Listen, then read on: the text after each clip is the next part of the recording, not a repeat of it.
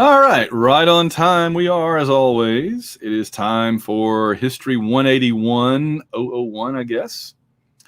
Modern U.S. history. And there's a lot going on. Of course, we're cramming everything into 8 weeks, so I'm going to kind of run through what all is going on currently and what you need to be up on, and we'll also go over 2 whole sections of material today, so we got to get moving here. But let's see.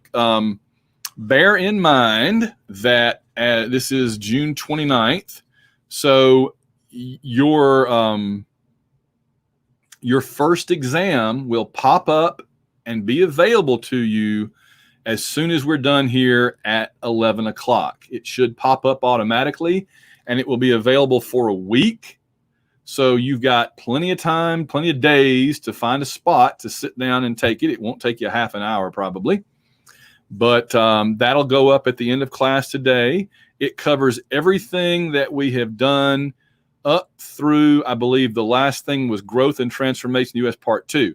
So if you look at it in terms of the PowerPoint files, the test today and for this week covers Part 1 Reconstruction, Part 2 the first part of Growth and Transformation of the U.S., and Part 3 the second part of the Growth and Transformation of the U.S. Okay, and that's it.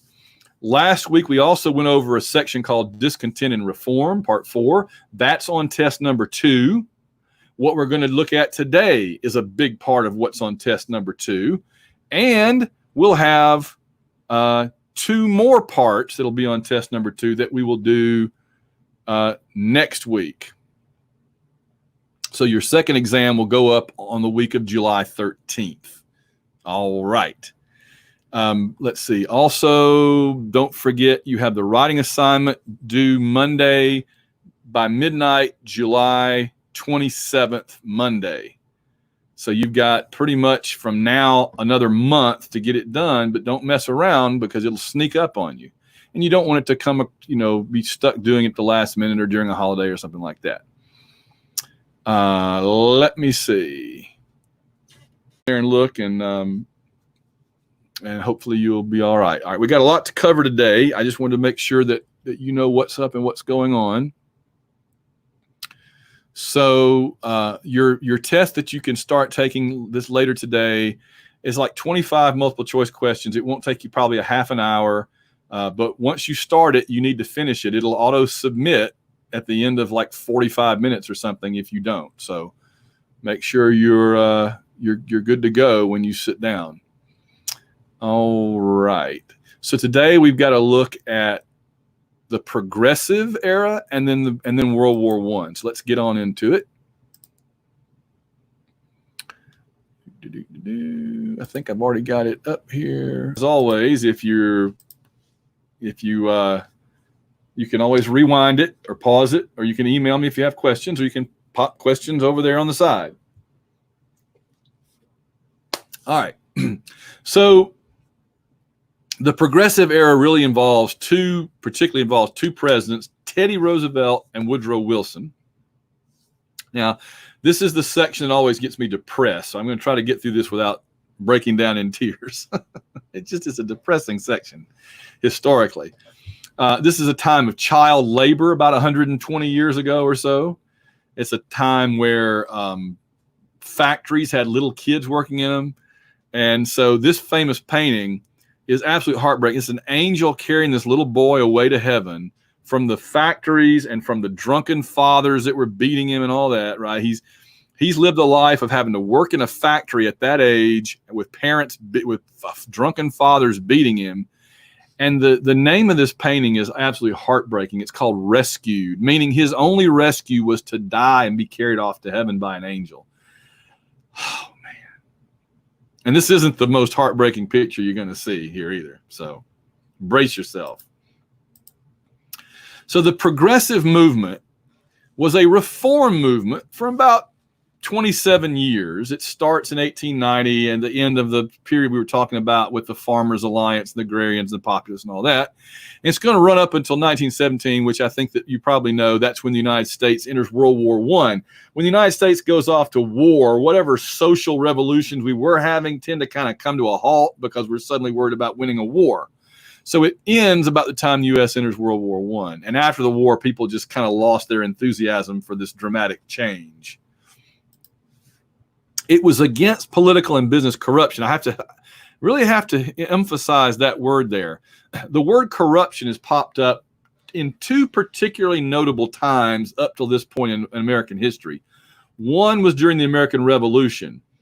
You know, when the American Revolution, the Patriots, when they rebelled against England, against King George, one of the big things that they talked about that said that was justifying their rebellion was corruption. If you guys, any of you have had my 180 U.S. history, the first half of this two-part course, you remember me talking a lot about corruption, right? That the Continental Congress all said that the British Parliament and the King were corrupt, and that meant they didn't have to obey them anymore, right? Corruption was the key that unlocked the door to America leaving the British Empire, right? We had an obligation to obey the King and obey Parliament unless they were so corrupt that their corruption freed us of our responsibility to obey them, right? It's like you obey the authorities unless the authorities are breaking the law worse than you are, at which case you kind of are freed up from the obligation to obey them because they're not following the law themselves. Okay, so corruption meant you could change things. Corruption meant you no longer had to obey the old ways. And so the progressives say that business and government are both corrupt and we need to change things. That called back a classic American tradition of opposing corruption. So the goals of the progressives were greater democracy, meaning, you know, expanding who can vote, eventually including women, and eventually later lowering the voting age to 18 by the time we get to the 1960s, 70s. Social justice, the beginnings of that concept, right? The idea of helping the poor, helping the downtrodden. Don't just let the rich have everything and the poor get crushed on the side of the road. Honest government, right? Getting rid of corruption. And effective regulation of business, because business was seen as corrupt as government. And you needed, what they were saying is we don't want a socialist, communist, state where the government runs business and controls the economy. But what we do want is a referee, right? There's a difference between, look at it this way, there's a difference between the NCAA making up scores of football games versus the NCAA sending a referee to referee the football game. You don't want the government to control it. You just want the government to step in and keep things fair. This is the idea of government as referee, keeping things fair for everybody, not just for the rich and powerful. How do you do that? The means to do that would be expanding the scope of government. Everything the progressives wanted to do required government to be bigger, because here was the progressive understanding of the situation, okay? Here was the progressive understanding. Big business, rich and powerful corporations and people, they can buy and sell the government, control the government, and get taxes lowered on the rich, taxes lowered on big businesses, and shift the burden of everything onto the poor and working people. The progressives were taking the side of the poor and working people, and the progressives were saying, what is the only way that you can balance the interests of the powerful and rich with the interests of the people? The only way you can put on that seesaw to balance it is the government. Only government has the capability, the size, and the power, and the money to do something about the rich and powerful dominating society. So the progressives wanted bigger government, whereas their opponents, who we would today call libertarians or conservatives or big business, they of course wanted small government that got out of the way. Think about it like this. Imagine the Dallas Cowboys are about to play a high school football team, okay? Dallas Cowboys high school football team. Now, the Dallas Cowboys are going to win even if there's a strong referee standing between and keeping it fair. But without a referee at all, it's going to be a beatdown because the Cowboys are going to give themselves six chances to get first downs. And the high school's like, hey, you only get 4 downs to get a first down. The Cowboys are like, no, we get 6. What are you going to do about it? Well, if there's a referee, at least both teams are playing by the same rules, and you're not letting the big ones get away with whatever they want to get away with. You see? So the progressives looked at government as the way to make things fair. All right. The problems that they were confronting, poverty, poor working conditions, the monopolies and the trusts, you can read about that some. I don't go into a lot of that on the test, though. The rich getting richer, poor getting poorer, just like today. Bankers were seen as a problem. We talked a little bit about that earlier. Bankers were the ones that were loaning at high interest to the farmers who couldn't afford to pay them back.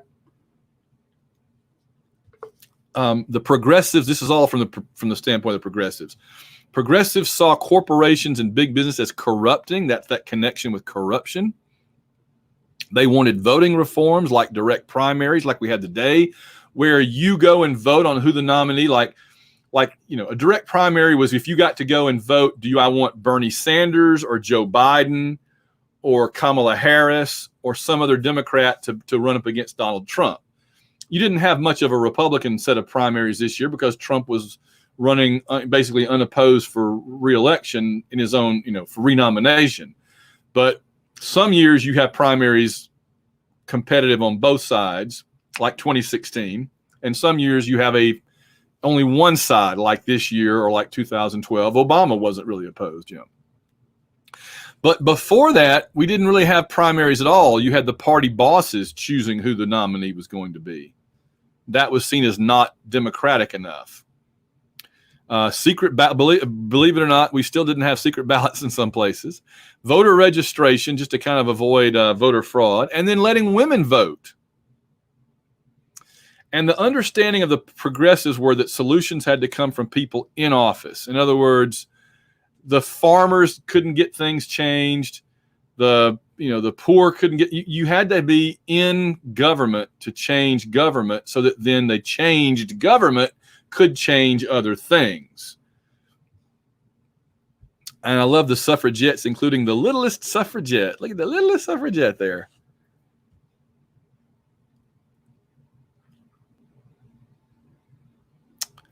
So the first president to really embrace the progressive cause was, believe it or not, a Republican. Theodore Roosevelt, who took office in 1901 after McKinley was assassinated. McKinley is assassinated. Roosevelt takes over. He expanded the power of the presidency at the expense of Congress. So, in other words, he started doing things that traditionally only Congress had done. Remember, most presidents up until this point kind of sat back and reacted to what Congress did. Roosevelt, because he was young and dynamic and idealistic, actually went out and did things and said, what do you think about that, Congress? And most of the time, Congress would be like, okay. Things like building the Panama Canal that we talked about. He believed big business was here to stay, but government needed to prevent business from doing harm. So in other words, he doesn't want to get rid of big business. He just wants a referee on the field, and that referee would be the government, because only the government is rich and powerful enough to serve as an effective referee against the rich and powerful. He called his approach to domestic policy the square deal, and we'll see an echo of that in his cousin Franklin's New Deal later.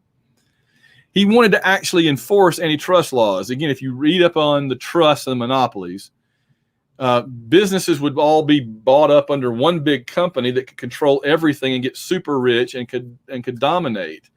And there were laws against that just simply were not enforced because the rich and powerful ran the government. They controlled the Senate and the House.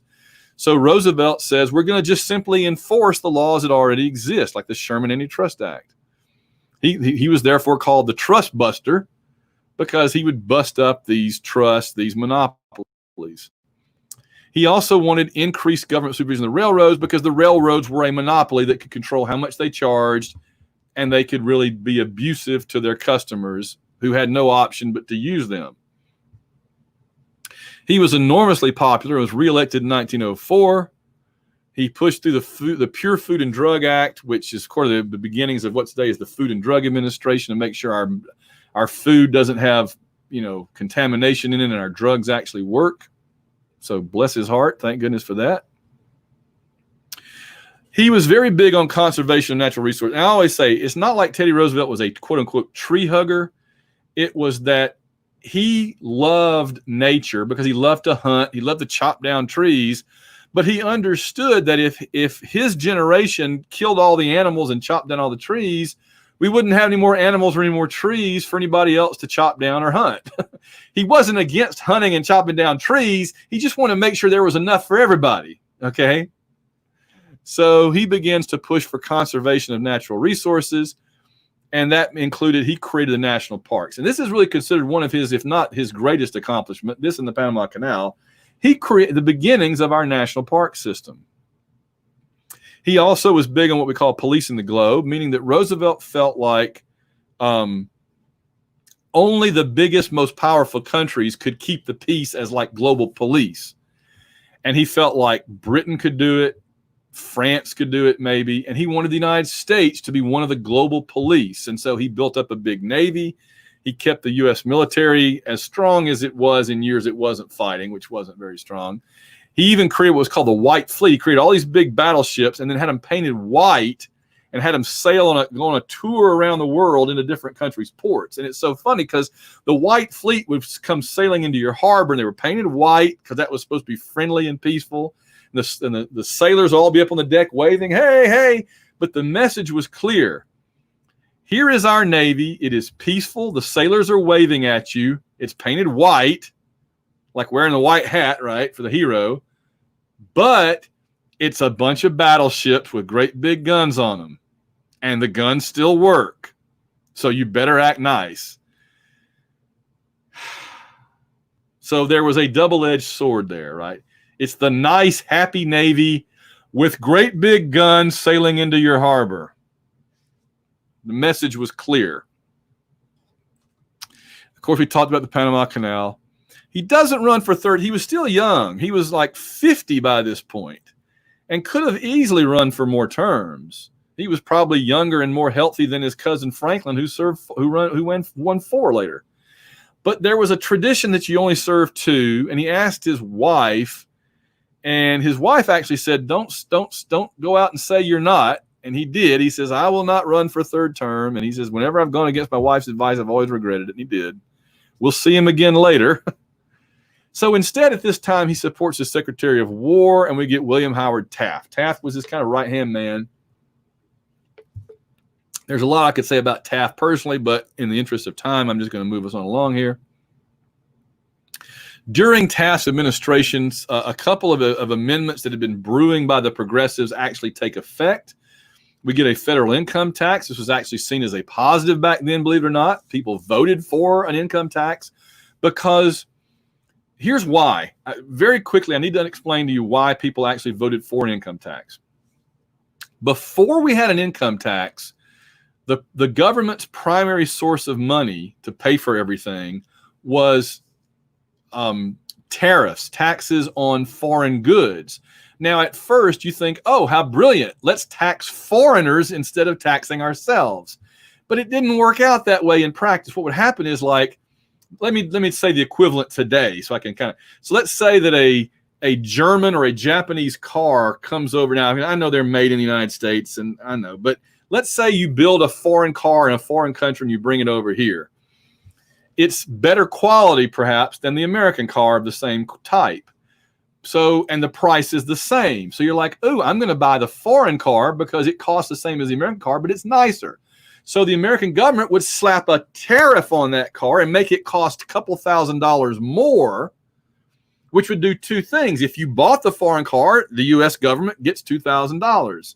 And if you don't buy the foreign car, you buy American, and that's good too, right? So it seemed like a win-win. Either it helps American business or it gives money to the U.S. government. But what the progressives said was, when you put that tariff on foreign goods, the foreign people don't pay it. U.S. consumers, U.S. customers pay it. When we buy the car, we pay that tax, that tariff, not Toyota. We do. And so it was seen as a tax that disproportionately hurt poor people who were having to buy things with a tariff on them. Whereas the income tax would be aimed mostly at the rich. The income tax is what we call a progressive tax, where the percentage you're charged gets higher the more income you have, so that the rich people theoretically would be paying this much percentage in tax and poor people would be paying this percentage in tax. So the American people overwhelmingly voted to have an income tax because it was seen as being able to target people who had more money and could afford to pay it, rather than targeting people when they buy stuff. This is the same reason we don't really have a federal sales tax today, right? We have a state and county and municipal sales tax. But, you know, if the federal government slapped a $1 tax on everything you buy, poor people would be hurt by that more than rich people. So we don't like sales taxes for things like that because they disproportionately hurt the poor. Okay. So we create a federal income tax. 17th Amendment, direct election. They used to be chosen by the state legislatures. This was seen as absolute corruption. You could just go to the state legislature. Corruption in Springfield, Illinois, I can't imagine, right? If you wanted to be senator, you just go to Springfield and throw some cash around, and whoa, they voted you the senator. What a shock. So this meant that we, the people, get to vote on our senators. Now, the problem with Taft was he was supposed to be a progressive, and that's why Roosevelt kind of passed the baton to him. But he began to drift over to the conservative side, which made Roosevelt mad. They wondered if he was, in fact, not progressive. Let me just re-up the audio.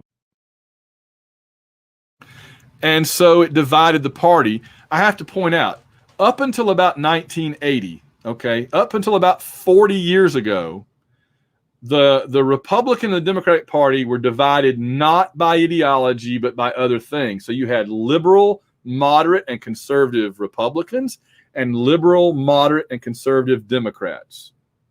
You did. And so the more progressive or liberal part of the Republican Party divided against the conservative part, and they were having an internal civil war. And the Democrats took advantage of this to take control of Congress.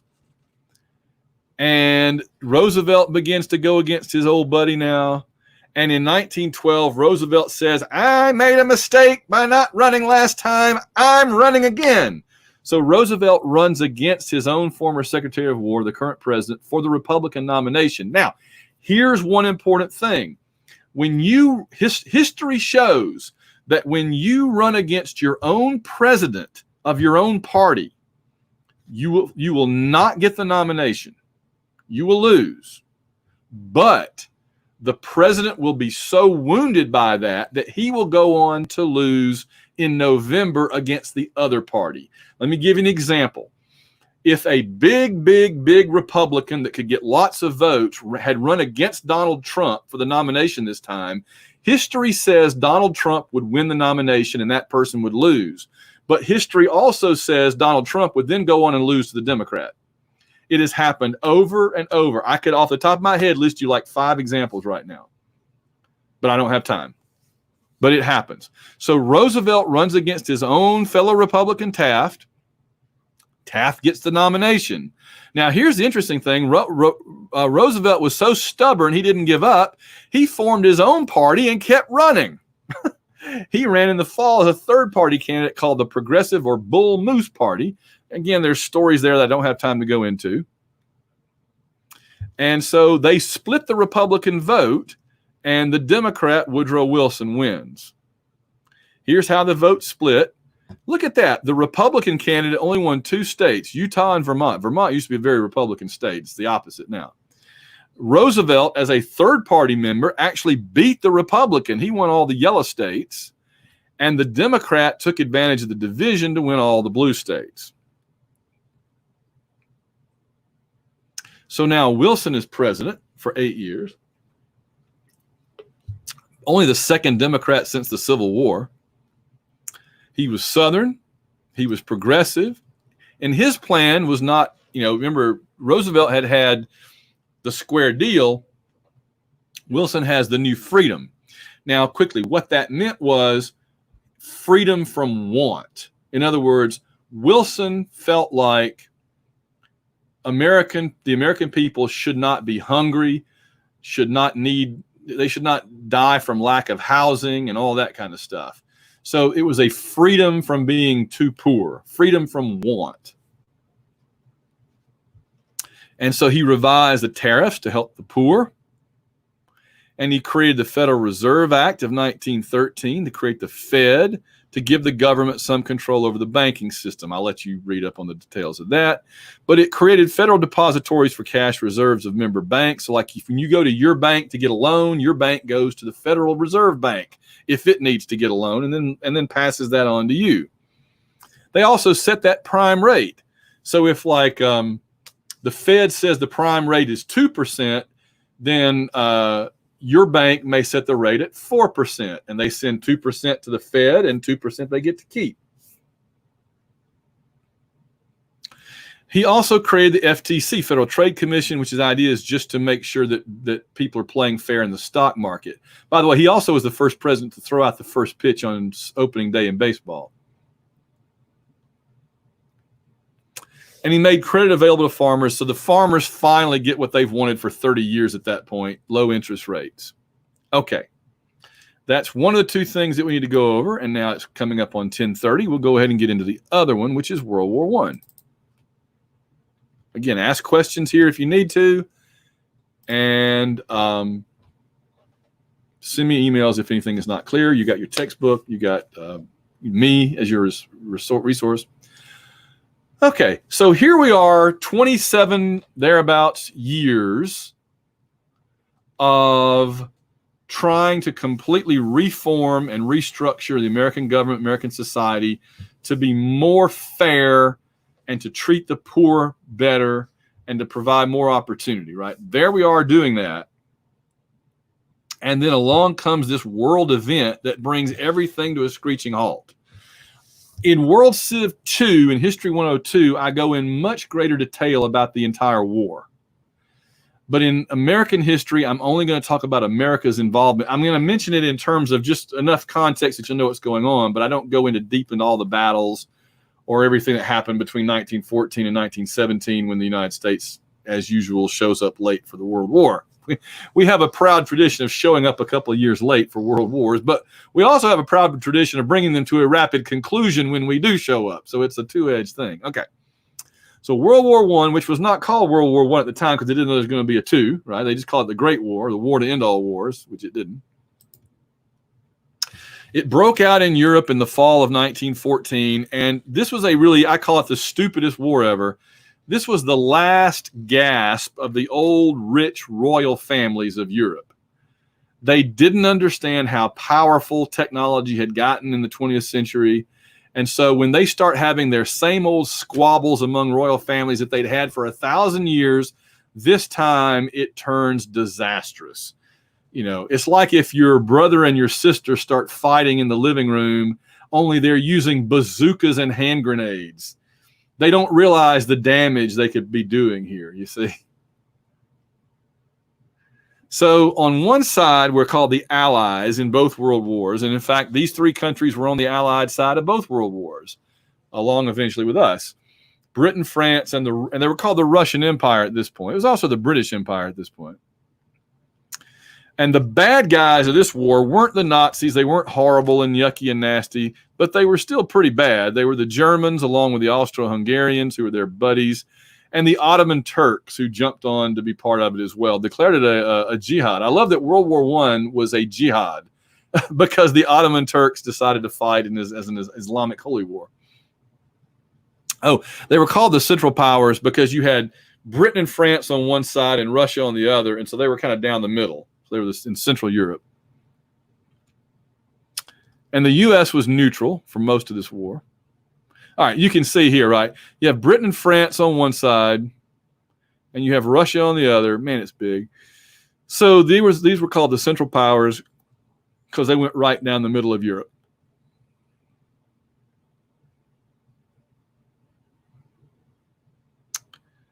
So Germany again, we're going to look at it from an American perspective.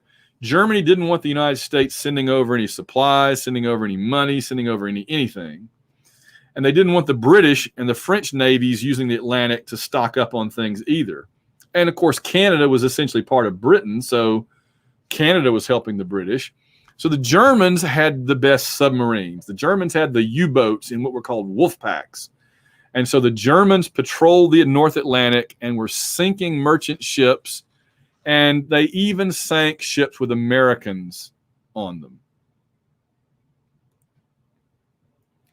And the Lusitania was one of the most infamous of the German sinking ships that had a bunch of Americans on them. And so President Wilson had been trying to keep us out of this war. He felt like we didn't have any part in it.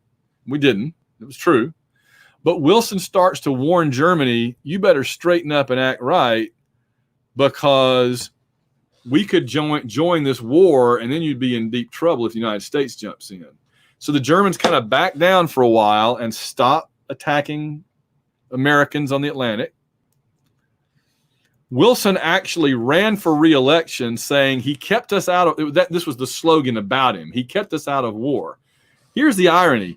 Back then, Inauguration Day was in somewhere in March of the next year after the election. So in other words, you win the election at the beginning of November, and you go all of November, December, January, February, you're into March before you're actually inaugurated for your first or second term. They don't change that until 1933. So here is Wilson saying, vote for me, I kept you out of war. And he's inaugurated in March, and in April he declared he puts us into war. Why? Because in 1917, as he's beginning his second term, the Germans are getting so desperate at this point that they start sinking anything in the Atlantic that's not German. And Wilson says, that's it. You know, a month ago you inaugurated me for saying he kept us out of war. A month later, please send us to war. We need to go and smack the Germans down. And Congress, given what's happening here, votes to declare war on Germany. So nearly 2 million U.S. soldiers fight in Europe from 1917 through 1918.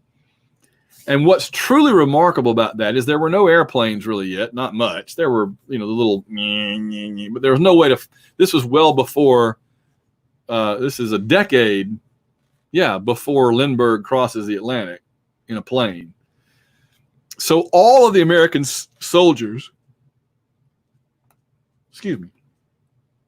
all of the American soldiers have to cross the Atlantic on ships while the German submarines are patrolling around. It is a great tribute to the U.S. Navy that not a single American serviceman died crossing the Atlantic. It could have been a turkey shoot, right? The Germans, because the last thing the Germans wanted was almost 2 million American soldiers landing on the coast of, landing in Britain or France and going to fight the Germans. If they could have sunk all those sailors in the middle of the Atlantic, it would have saved the war for the Germans probably. But we got almost 2 million across. These are propaganda posters the U.S. was advertising. You can look at those and get a pretty good sense of what it's all about. But I note here that the U.S. were seen by the British and the French as junior partners in this war because we hadn't really fought a war in a long time, and the British and the French didn't think we knew what we were doing. That's a great contrast to World War II, because by World War II, America was so big and powerful that when the United States enters World War II, we immediately took the war over from the British and the French and the Russians, basically, right? We just took it over with Eisenhower and MacArthur and President Roosevelt, Franklin Roosevelt, and all that. In this war, though, America was still too young and seen as not very powerful. So the Europeans appreciated our help, but they also told us to be quiet and do what you're told. And President Wilson says, no way, I'm sending over a general. And he sends over Blackjack Pershing, General Pershing, who would go on to be very successful. But also, Wilson drew up what he called the 14 points. Now, this was a good effort by Wilson, because what Wilson was trying to do was say, look, I didn't want to fight a world war in Europe at all. I didn't want to do this. But if I've got to come over here and or send soldiers over to fight, if I've got to send young Americans over to die in Europe for this stupid war, then the war needs to be about something. It needs to be accomplishing something. Because at this point, the war was being fought to see who was tougher: Britain, France, Germany, Russia, Austria, Ottoman Empire. It was a royal family rumble. But there was nothing, nobody was saying we're fighting for freedom, we're fighting for democracy, we're fighting for, they were just fighting for their own empires, to make their empires bigger. It was shameful. So Wilson says, if America is going to shed blood in this cause, this war needs to have a list of things it is being fought for up front. And he listed 14 things. And I'm not going to list all 14 at all, but I'm going to tell you just a handful of really important things that Wilson said this war needs to accomplish.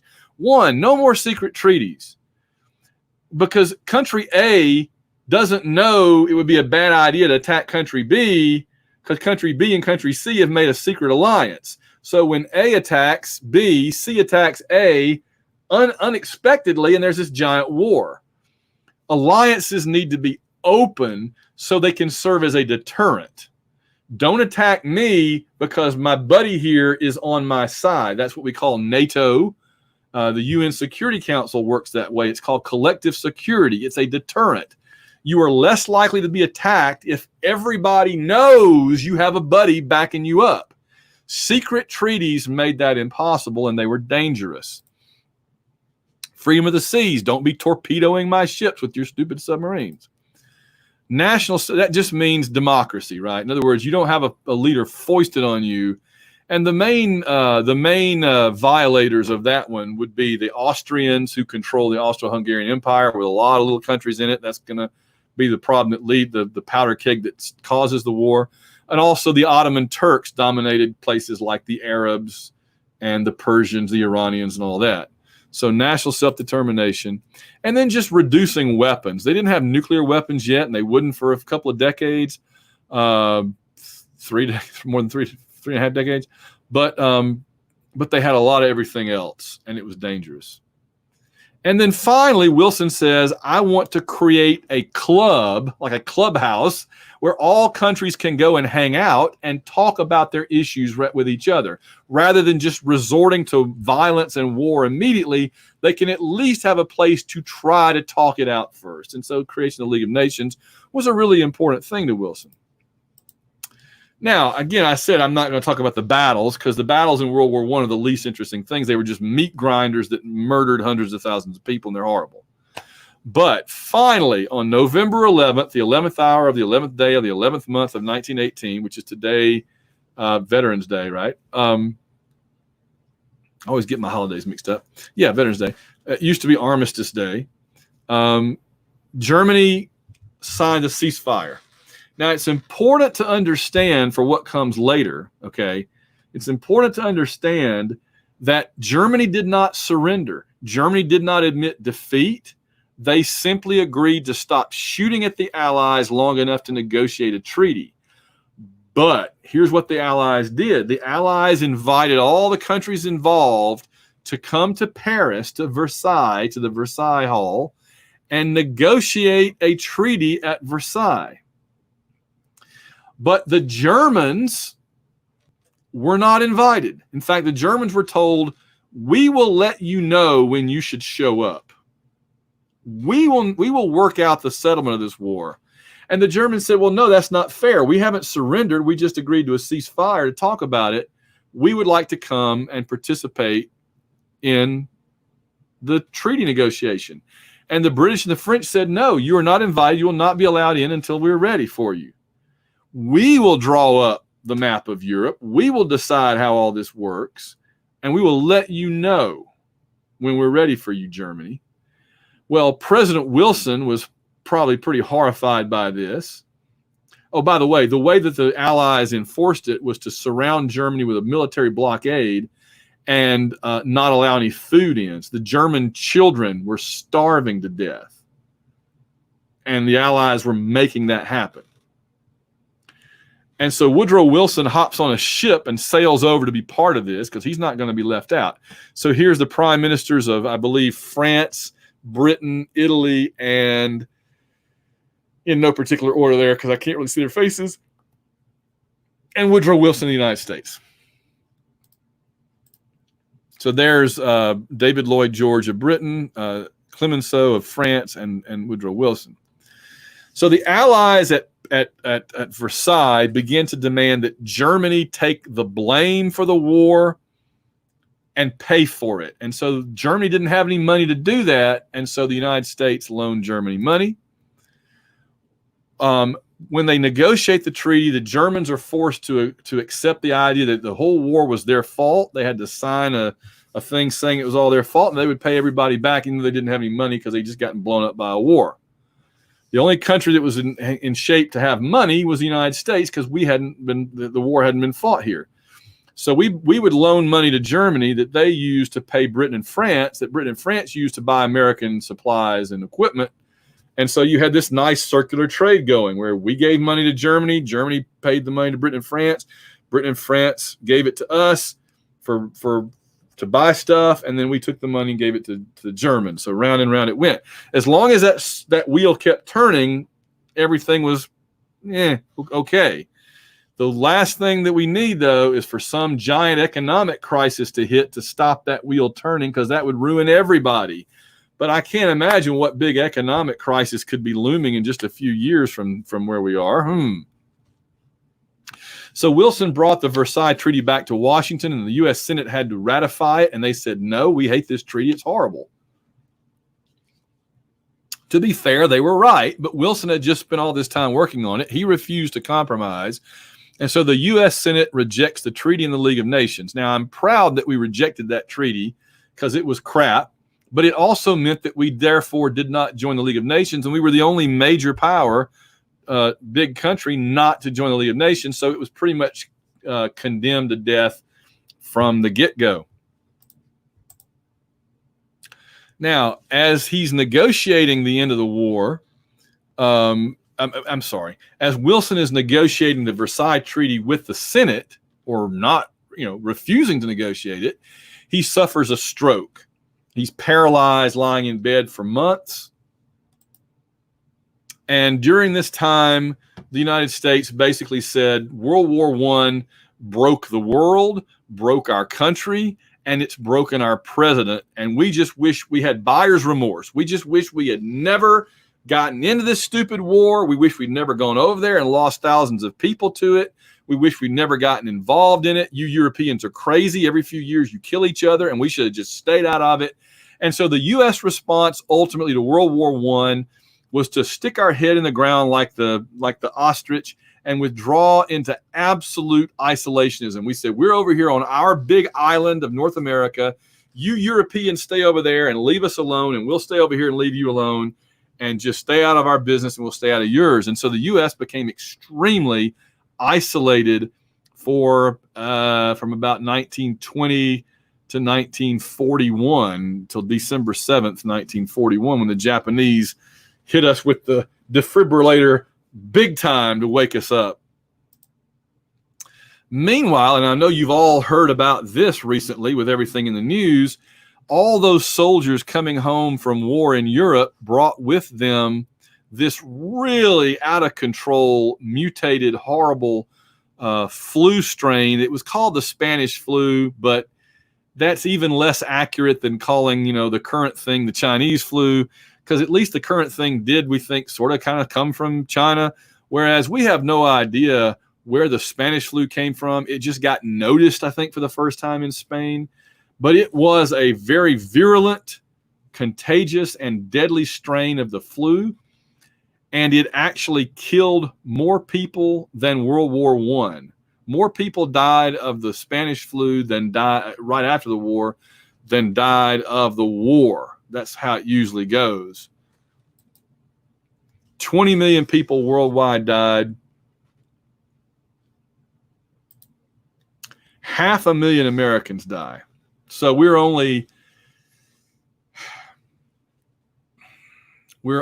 between a fifth and a fourth of the way right now with the COVID virus to where the Spanish flu ultimately did. But we're also not at the end, of course, of the COVID thing. And this is neat. You can read this at your own leisure, but it just shows you all the things that were closed down. This is so funny, you guys. This is absolutely true. For years, I have read this to my students in class and told them, can you imagine such a thing? This would never happen today. And I look at it now and I'm like, oh my gosh, this is today. It's absolutely amazing that we live in a world today where this is still happening all over again. It's crazy.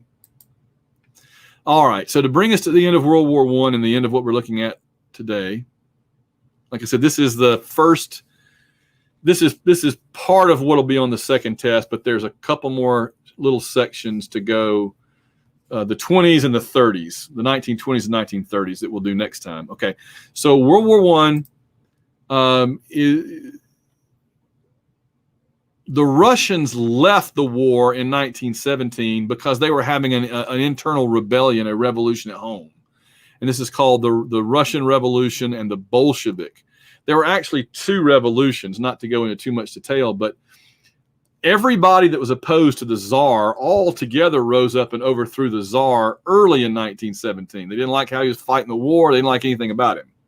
So the Tsar was overthrown early in 1917, and a kind of a coalition Russian government ran the country for several months.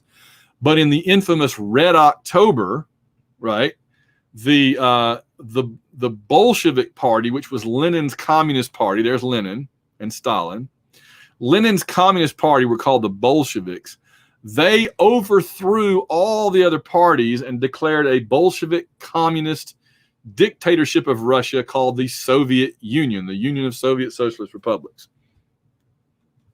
So the communists seized power in October of 17. They were out of the war and off taking care of their own business. And this created the Soviet Union. This would lead to the first Red Scare. There will be others, but the first Red Scare in the United States, where we were so afraid of communism. Americans were terrified of communism from the beginning.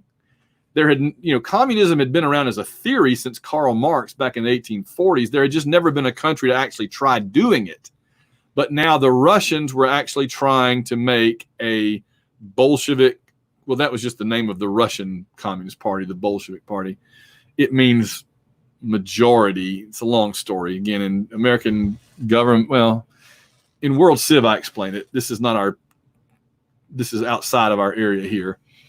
But in any case, Lenin and Stalin and the communists in Russia overthrew the government. They took the Russians out of World War I before it was over, which is one of the reasons why the U.S. joined the war, is because they had lost one big power. They needed to replace them with another.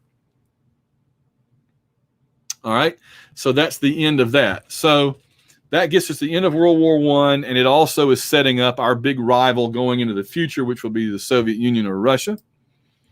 Now, in our last couple of minutes, I just want to talk to you very quickly about what will be on the test today, starting today. The test today has 25 multiple choice questions. I think you'll have about 40 minutes to get it done from when you start, so make sure you have the time carved out to do it. It talks about where we talked about Reconstruction, where, in the wake of the Civil War, Lincoln is trying to get the country back together. So I ask you several questions about that. Again, these are all multiple choice for this test. Then part 2 was the growth and transformation internally. So I talk about the sharecroppers and, kind of what came out of Reconstruction, how it ended, how the country became more industrial. I think there's a question about the Rocky Mountain locusts, so don't forget about them. A little bit about the technology, the trust, the agriculture, Plessy v. Ferguson, gold rushes and the cowboys and Native Americans. All right. So you'll have a few questions on that, and then you have a few questions on America as empire, where we're talking about going overseas and why some people wanted to and some didn't. The things we added on to our country, the conflict with Spain, the Philippine insurrection. We adding on more stuff to the country. We built the canal. We'll build a canal. And then the Boxer Rebellion and the Russo-Japanese war. And that's where exam 1 ends. All right. Again, if you want to start the test in about 9 minutes, I believe it pops up automatically on your content section and probably on the announcements page with a link. So you can go ahead and start it at 11 o'clock if you want to. If you want to wait till this time next week, you can. If you want to study more or any time in between. And if you need to send me an email in between there asking about something, by all means, do so. All right. Well, this is a good stopping point. I'm going to go ahead and wrap things up here.